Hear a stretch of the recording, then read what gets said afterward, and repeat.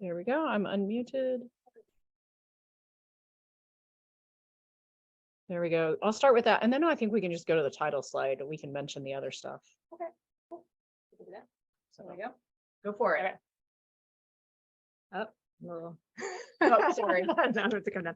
Hey, everybody. Thank you so much for joining us today. My name is Jeremy Didier, and I am one of the co-coordinators for ADHDKC. We are so excited to have our first in-person meeting at Horizon Academy, as well as on Zoom, since, gosh, 2021. Isn't that crazy? Maybe even before that. So welcome. We're glad you're here. As you guys know, CHAD believes that information about products, services, publications, medications, and treatments should be available to its members so they can make informed decisions for themselves and their families.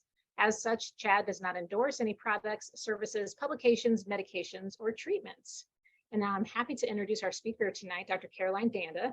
Dr. Danda is a clinical child psychologist in private practice, and she's the co-author of the recently released From Surviving to Vibing, Filling in the Gaps, which is awesome. She specializes in working with children and adolescents who have anxiety, depression, ADHD, and other emotional or behavioral regulation problems. She has extensive training and experience with cognitive behavioral therapy and other modalities, and she's just all around awesome. And I'm really glad that she's you can here. shorten all that. I was just going to do the first paragraph, get some of the big stuff in. She's done all kinds of amazing things, and we're thrilled that she's here to present to you tonight. So I'm going to turn it over to her and take it away. Thank you all for joining. I'm super excited that you guys are here and appreciate the time you're taking out of your day to come join, because I know life is still super busy, or it's gotten back to busy since the pandemic. So I appreciate your time and the opportunity to talk to you all about emotions. Let me go there.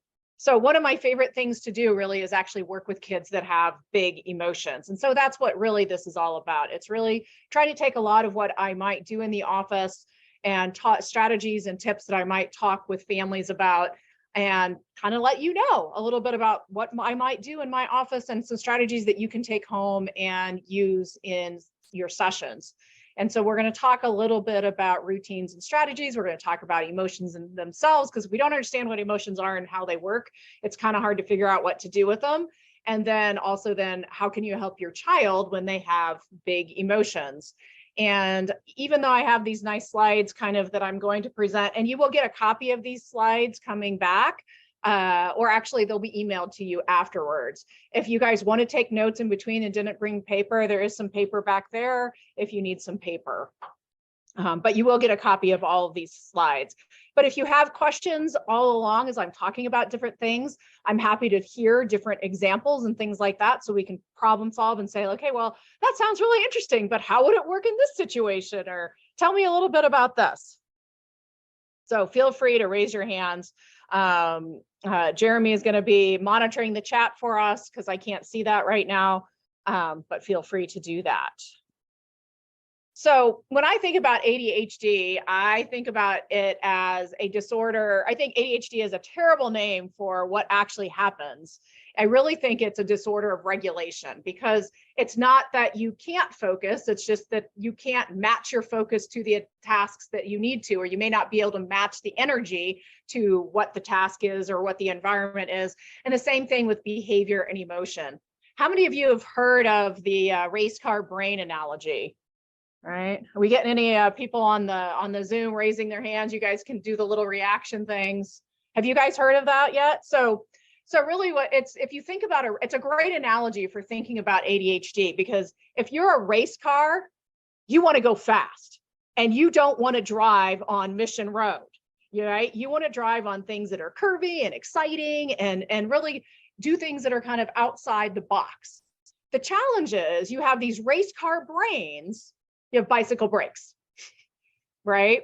And so knowing that, that's part of that challenge when we think about regulating, is they can go super fast. They'll be the first one to give you an idea, though they'll be the first one to think outside the box maybe, but they may not be able to actually slow down when they need to change. So that's going to be part of how we talk about ADHD and why we do some of the things that we do. So it's a very powerful, I think, metaphor for understanding your child that has ADHD.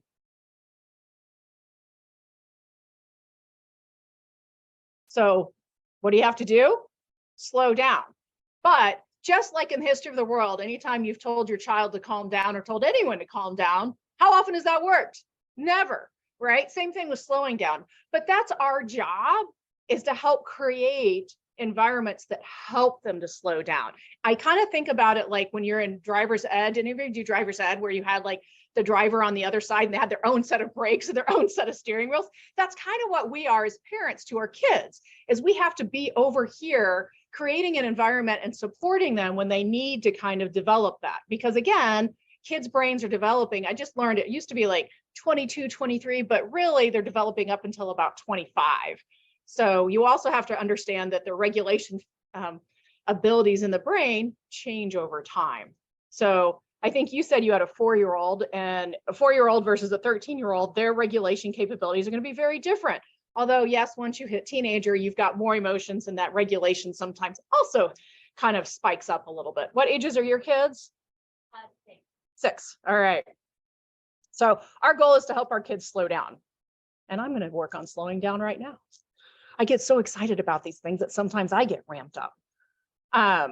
So the first thing is thinking about transition. So we think about that race car brain. So one of the things is thinking about is they have a one-track mind. So they've got their map, they've got a roadmap, right? This is where I'm going. This is what I want to do. They're very good at staying, in some ways, staying focused on what they want to do. And so what happens is whenever it's time for them to stop, they're going along, and all of a sudden you say, hey, I need you to go get ready for dinner. And they're like, what? It's like you're asking them to turn left. And they're in the middle of driving super fast. And they're like, left? What do you mean left? I didn't even know there was left. I can't turn left yet. And so we have to think about build in time, right? I mean, there's rules, right, for slowing down. Like when you take the driver's test, I can't remember if it's like 500 feet or whatever. You have to have a car's length in between. We have to build in time for them to transition. And one of my favorite phrases to use and be consistent with using is stopping point, right? Because how many of you try to do warnings? You're like, yeah, 5 minutes, you got 2 minutes, you got blah, blah, blah. And does that work? Not so much. Because A, kids notoriously are not great purveyors of time. And especially if you have ADHD, a lot of times you're time blind too. You get lost in your task, you get lost in the things. And so stopping can be really difficult, especially if it's a preferred activity to a non-preferred activity, like brushing your teeth. So what you want to do is build in 5 or 10 minutes, kind of depending on your kid. You might know your kid, which also means you need to be ready. Like you can't be ready while you're trying to get them ready and out the door at the same time. So you say, hey, it's time to wrap up and find your stopping point. And then you want to think about like, what's a good stopping point, right? You might say, how long is the video game? And you want to think about, or you want to say, do you want to finish to step number 5? Or how about you do 5 more red pieces? Or finish up coloring the petal and the flower. So you want to be very concrete versus time-based, because that gives them something to kind of latch onto that they can actually monitor. And so offer equally valid choices. This is the proverbial, hey, do you want to go 3 more times on the slide or 4 more times, right? Give them a couple of choices where they're both equally valid. And here's the deal though, they could totally agree on a stopping point, right? They're like, okay, I've got my stopping point. You agree on the stopping point, and they don't stop, right? Well, I'm sorry to say you might agree on the stopping point, but you might still have to supervise the stopping point. Because again, if they've got something preferred in front of them, it's kind of like you put a bowl of potato chips, especially with video games, and you say, okay, I'm only going to have just 1 more, right? How successful are we if we are right in front of us is the temptation? Not super successful. So sometimes we still need to supervise the stopping point, especially with video games. But one of the things we can do to help our kids is actually engage by commenting, like you're a little bit of a sports announcer, not annoying, but you might be like, oh, I see what you're doing here. Oh, you're building the red ones. You're putting the red ones on the yellow ones. And I see you're building a car. Like you might start to engage with them. You look like you're having so much fun right now, right? So you start to engage with them and it can help them like sometimes get outside of their own world, okay? I see you shaking your head a little bit. Are you saying like, this will never work with my child? Okay, I want to hear about that in a second. But we also reinforce the stopping point. And sometimes you need to let them know when they can get back to it, because sometimes they're like, I don't want to stop because I don't know when I'll have a chance to do it again. So sometimes that can be helpful. And the other thing is sometimes you want to make sure that they get stopped before you give them what to do next. So if you say, I need you to stop playing on your iPad to go brush your teeth, that's like saying, stop eating M&Ms so you can eat Brussels sprouts, right? So sometimes you don't want to like give them the actual task that needs to happen because it's can't compare to what they're doing in the moment. So I want to hear more about kind of what you're thinking. Well, okay, so yeah. Right. It would be met with sarcasm and. How old is your child? 12. 12. Okay. So I get like a 12-year-old, they might be a little bit more, because they haven't learned this kind of moving up. So a 12-year-old's going to be a little more like that. But I think you can still use some of that to kind of tell them, like, so at least tell them to try to find what their stopping point is. And then sometimes I'll have to come in and say like, hey, okay, it's done. Like I'll still supervise it. I might not comment as much while I'm doing it. But I still like, I don't know.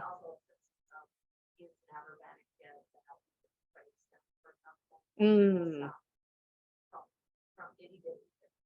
Oh, I like how you're playing your block. Okay. Right. Right.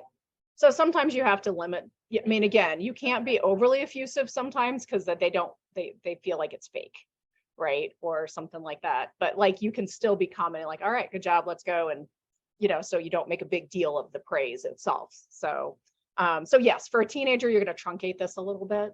But you still, like, even with a teenager, you have to kind of supervise it. So I should also say I'm not only a clinical psychologist, but I also am the mother to 3 teenage boys. All have ADHD in some form or fashion, because they're not the same though, right? Like, how is it that I have 3 boys that do have ADHD, but they all have like different facets of it, and I can't even parent them the same either. So I get like, all these things are great, but you have to figure out what parts of that, how can I apply it to my kid? What parts of it will work with my kid? And it's a little bit of life is trial and error. Parenting's trial and error. Any more questions about that? So thinking about directions and change too. So we want to think about how do we get our kids to listen to directions and follow directions and things like that. One of the things is that sometimes kids are non-compliant because actually they didn't process the information. Right? They didn't actually hear the direction. That might seem like they're kind of listening, or they're like, yeah, but they're not really processing. So hearing and processing are 2 different things. Listening means we hear it and we process it. So one of the things that I say is you want to listen with your eyes. Has anybody heard that before? Because the ears process the words, but your eyes, if I'm looking at you, it says, hey, my brain, it tells your brain I need to think about what you're saying and think about it. And so, but you don't want to say, give me your eyes, give me your eyes, give me your eyes, because that will not work. Right. So what I do is sometimes I'll use their name, I'll say Sam, and then I'll pause. And I might have to touch them. I might have to touch them on their, shoulder or whatever. And then I pause and I wait for their eyes. And as soon as I get their eyes, I'm like, okay. And then I either give them the instruction, or I might even say, oh, there's your eyes on, you're ready to listen. Probably not with your 12-year-old, right? But I would maybe not talk till they give you the eyes. And that way, at least you know that you have some sort of attention going. So, and then the other thing is how many of your kids like change, right? That's another thing that I find is change is really hard because, again, they're this race car, they're on their road, they like their road. So changing and shifting can sometimes be difficult, even for things that they like to do, right? It's like, even if like my kid loves to go to baseball, but like then stopping, he's at home, and getting him to actually go to baseball is sometimes difficult. Loves it when he's there, but that transition can sometimes be kind of hard, or if there's a change. So one of the things I sometimes do is sometimes we preview the change. Say like, hey, we've got a little bit of a mixed up moment. Something's changed. I'm not sure you're going to like it, but I want you to hear me out. And then you you almost kind of like, again, you're giving them that lead in. So it's not like, no, you can't do this, or this is the change. So it gives them time to process a little bit. And so if you can't always do it, but if you can preview the change, it sometimes will help. Or you might even say like, hey, I know this was really important to you. So I want to talk about what we can do so we can kind of figure out what we can do next or another time we can do it. So you can kind of start to kind of the process of the problem solving before you even tell them what the change is a little bit. I also say avoid, yeah. My 4-year-old, Yeah. But Hmm. when they have to do that shit, Okay. I mean, Right. Right. So is she doing it as like a whole class, like everybody needs to change? So I may come in with him sooner and kind of do the stopping point. I think him finding a stopping point is helpful because he might just feel the need, like, I need to finish what I'm doing. And so she might, or he might be able to do some of that with him. That this is a question about a preschool and a Montessori and the teachers having trouble with them transitioning. So I think doing that is having the stopping point is probably going to be helpful. I also would say avoid the immediate no. Because how many times your kids ask for a lot of stuff, right? They're like, I want, right?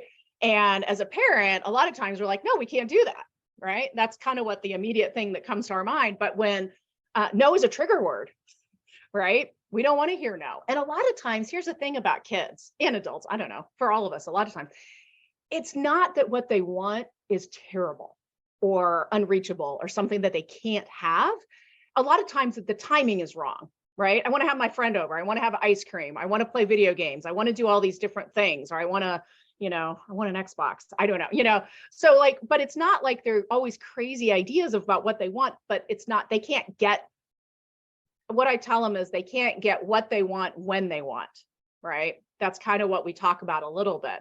And so a lot of times, if you can avoid the immediate no, and so if you paraphrase and repeat back the request, then they know you've actually understood and hear them. So if they ask for a play date, you might be like, hey, I really, I know you love to play with Susie. Susie's a really good friend and you really like it whenever she comes over. I think that's a great idea to have a play date. And then you think about, you know what? Oh man, it's kind of a bummer, but I don't think today's going to work, but I think we can find another time. So again, you've given them that lead in without actually just saying no, right? I also teach my kids the power of timing, right? So when I walk in the door, please don't ask me anything because the answer will be no, right? So it's also helping your kids understand timing. And that's kind of a skill that they can grow. So with your 12-year-old, I think you could just explain that, right? Give me 5 minutes before I get in the door and you're more likely to get a yes response, or you're more likely to get a response you might like. It might not be yes, but it won't be an automatic no. And then with the younger kids, you can kind of start to phase that in. I also like to practice mix it up moments. So like sometimes we'll do musical chairs at the dinner time, like, oh, we're going to have a mix it up moment. We're going to do musical chairs, but it's kind of like it sounds really weird, but you're going to practice having change, right? And you might practice like, okay, we're going to have a mix it up moment. And then you give them the language, right? And so when a mix it up moment happens outside of your practice, they're like, oh, it's one of the mix it up moments. And they have practice realizing that when it's a mix it up moment, it doesn't mean it's bad, right? And so, which is another way you can also preview change. So I might do that. I might like say, oh, we're going to have a little bit of a mix it up moment. We're going to each one take turns like changing a rule on a game, or, you know what? I'm going to have a mix it up moment. I am going to color my dog purple or something like that. So again, you can kind of be really playful about it. And then a feedback sandwich. Anybody know what a feedback sandwich is? So positive, negative, positive, right? So I know, like, so for example, because here's the deal is that especially with kids with ADHD, because sometimes they have trouble staying on task, they have real difficulty actually completing a task all the way. And what happens is a lot of times they get dinged and they don't get credit for the parts that they have done, which then they feel like, man, I'm always getting in trouble. They're always getting on me. And they feel like, what's the point? And then they start tuning you out more and more. But like, for example, when they're getting dressed, you might be, oh, it looks like you've got your shirt on, you got your pants on. It looks like you're just missing your shoes. I know you know where those are, right? That's great. I see you're at the table, right? And you've got your homework there. So that's a great, so you're in the right place, right? So even though they're not starting their homework, but you're at least giving them credit for being at the table or moving into where they need to be. So it's kind of giving them credit for any movement towards maybe sometimes what you want to see, and even just paying attention and commenting on it without like that formal praise. I like it that you're down here, right? Will give them some momentum to kind of keep moving forward sometimes. Any questions about any of that? You have some questions from the text box or the chat box? I have questions. Complicated, so you want to know if asking yourself. Yeah, if I can do that, that's awesome.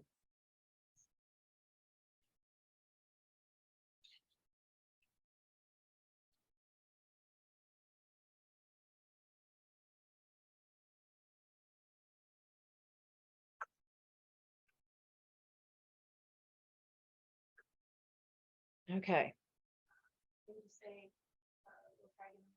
I guess we'll try again in a little bit. You can try to make it in the chat. I don't know. Apparently we're having some difficulty with getting to unmute the participants in the Zoom. So we'll work on it. All right. All right, well, let's talk about emotions. How many of your kiddos have emotions, right? Well, but think about it, right? They're quick to react, right? And we know like that's a regulation issue because again, they're not processing all the information at once and they jump to conclusions and they're impulsive. They have race car emotions too, right? And so there is true, like kids do with ADHD. I don't understand why emotional regulation is actually not one of the core diagnostic criteria for ADHD, but it's not.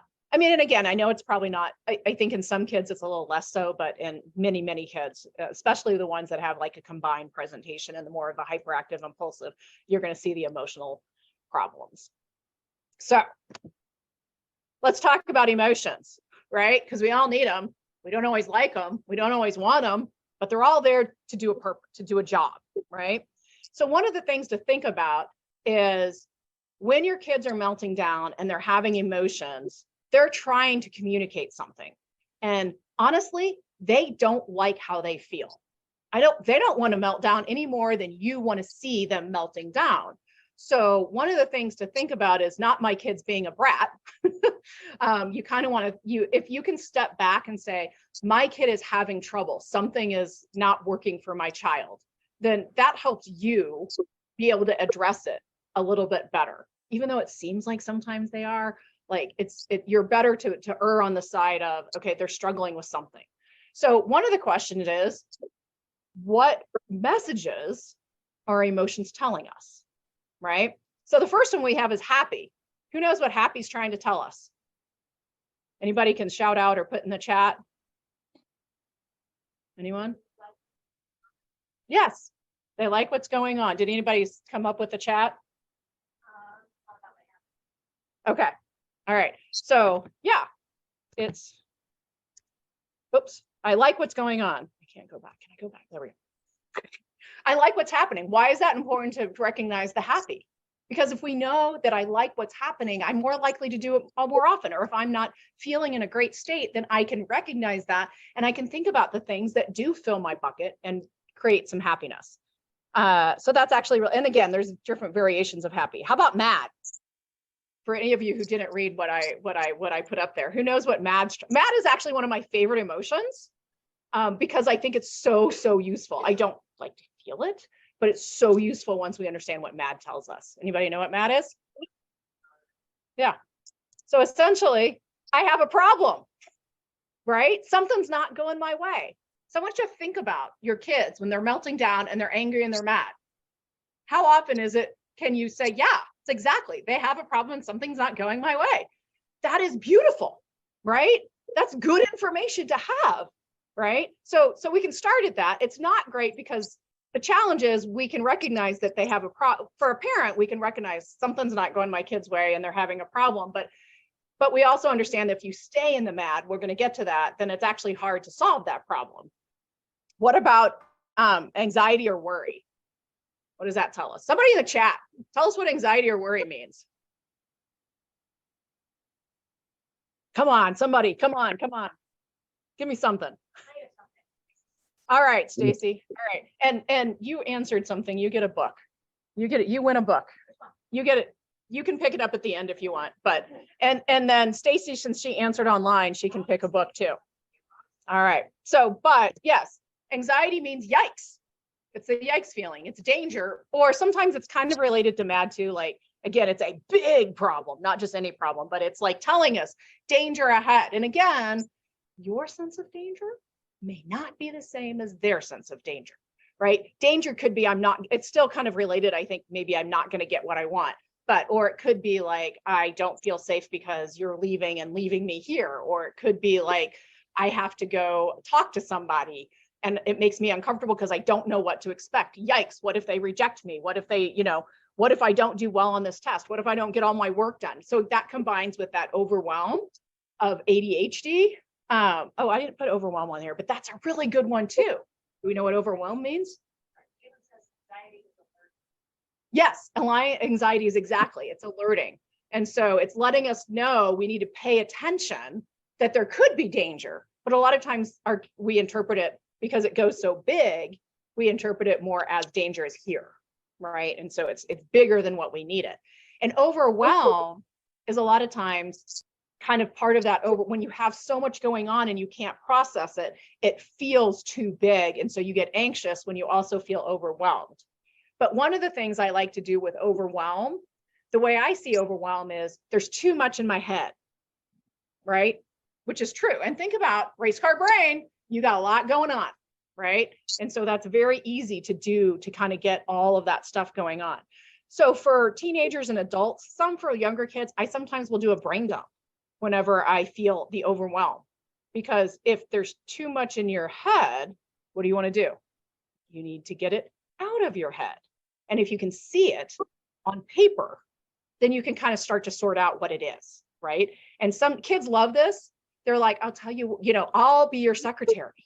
You just tell me everything that's on your head and I'm going to write it down. They love it when you're their secretary. They like that. And then you're not evaluating it. You're not fixing it. You're not doing anything with it. You're just saying, well, let's take a look at everything going on. And then you can start to help them sort it out. And then sad.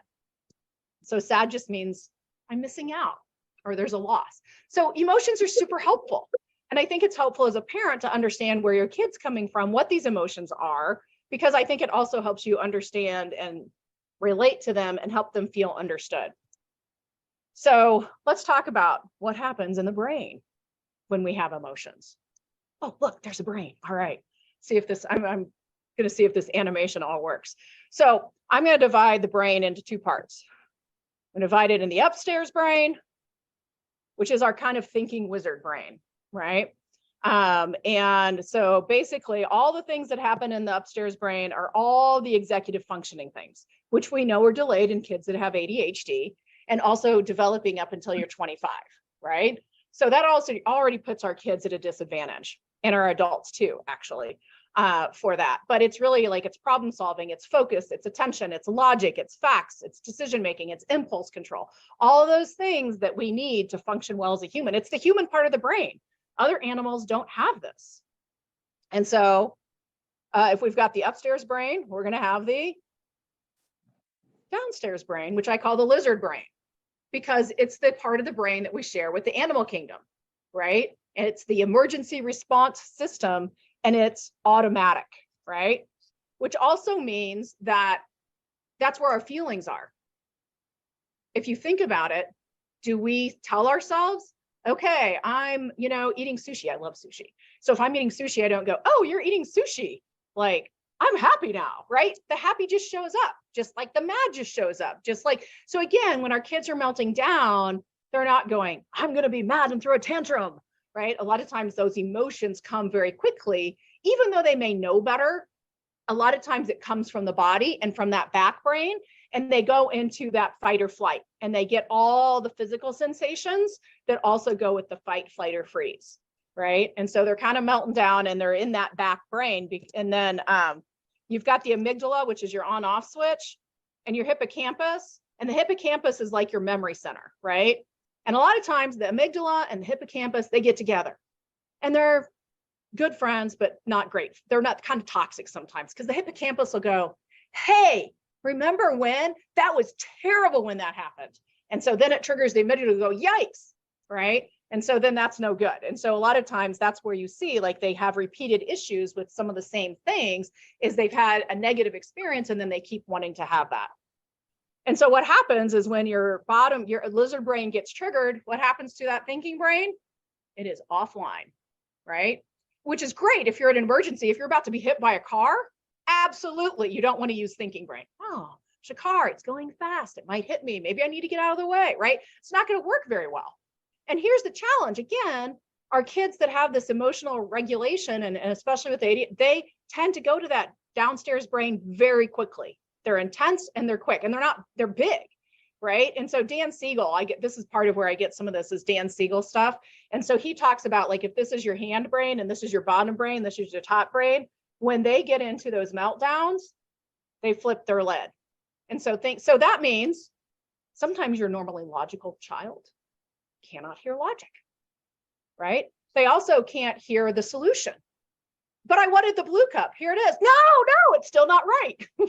Even if they get what they want, because they're not processing in the thinking brain, right? You can't ask them why, because that's like an essay question, right? They can't access that up here. And a lot of times they don't have the words to actually be able to identify and express what's going on. And so the other thing is what happens if you have a consequence when they're in that back brain? Sometimes they recognize it's a consequence, but understanding here's the consequence, therefore I need to change my behavior, it's logical, right? So most of the time it just makes them mad, but it doesn't always help them settle and it doesn't always change their behavior. And I'm not saying that we can't give consequences or have solutions or do any of those things, but when they're in that back brain, your first job is to get them back upstairs, right? As a parent, we're going to create the space for them to do that. Okay. Any questions so far? So we're going to talk about, well, how do you do that, right? But can you all kind of relate and understand like, oh yeah, I feel that. I have a question online here, if that's okay. So we're going to talk what I call about kind of some emotion coaching. All right. So your goal is not to get rid of the feeling.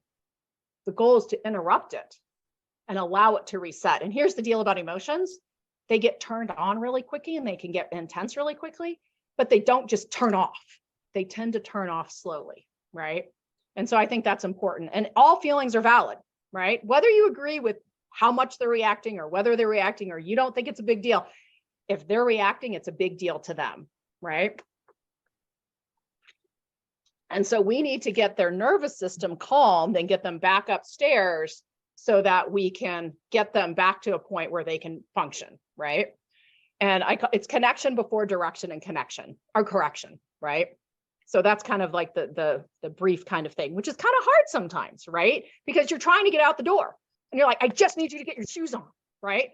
But sometimes the more you push them to get the thing done, you're still taking time because you're like, I don't have time for this. Well, you're going to use time once your kids melted down, the time issue is just moot.